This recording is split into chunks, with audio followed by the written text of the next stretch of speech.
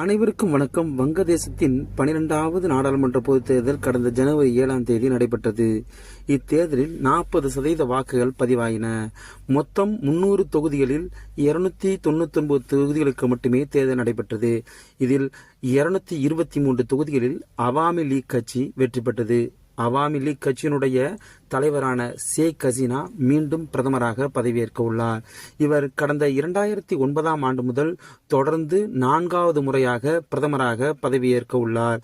1971ஆம் ஆண்டு வங்கதேசம் விடுதலையான போது அந்நாட்டின் தந்தை என அழைக்கப்படக்கூடிய ஷேக் முஜிபுர் ரஹ்மானின் 5 பிள்ளைகளில் மூத்தவரான ஷேக் ஹசீனா தற்பொழுது 4வது முறையாக இந்நாட்டின் பிரதமராக பதவியேற்க உள்ளார். இவர் கோபால்கஞ்ச் 3 என்ற தொகுதியில் வெற்றி பெற்று மீண்டும் பிரதமராக பதவியேற்கிறார். எதிர்க்கட்சியான தேசியவாத கட்சி தேர்தலை புறக்கணிக்கத்தக்கது என்பது குறிப்பிடத்தக்கது.